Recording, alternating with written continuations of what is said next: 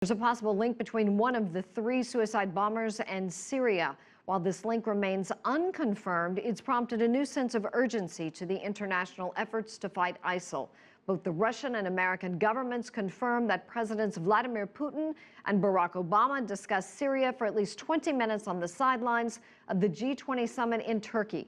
CCTV's Jessica Stone has our story. With France still in shock over the massacres in Paris, news cameras caught this rare glimpse of behind-the-scenes diplomacy between Russia and the United States.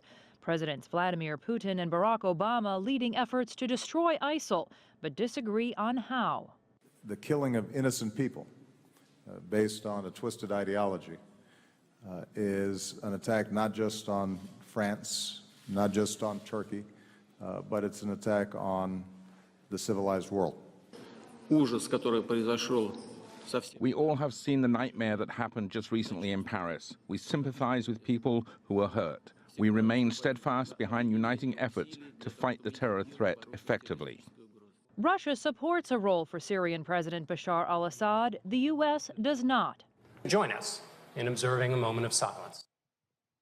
It is a distant conflict that could affect the fortunes of U.S. presidential candidates. During Saturday's Democratic debate, former U.S. Secretary of State Hillary Clinton came under intense criticism for her vote to go forward with the American-led war in Iraq. Her chief rival, Vermont Senator Bernie Sanders, says it was that war and the regional power vacuum it created that led to the creation of al-Qaeda in Iraq, which morphed into ISIL.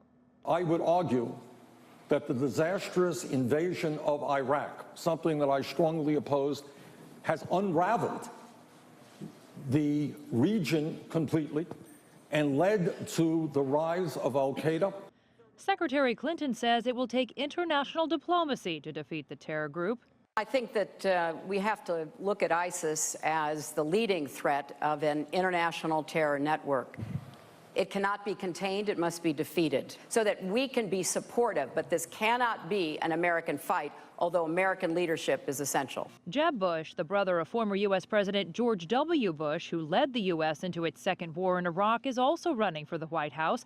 Moderators asked Bush, how would he defeat ISIL? Creating a strategy means that we create a no-fly zone, create safe havens for the remnants of the Syrian Free Army to be built up. We lead by getting our Arab allies and friends to be able to support one fighting force. The Paris attacks have really driven home a feeling around the world that an ISIL-sponsored terror attack can really happen to anyone, anywhere, especially if your nation's government is part of the coalition fighting the terror group. Jessica Stone, CCTV, Washington.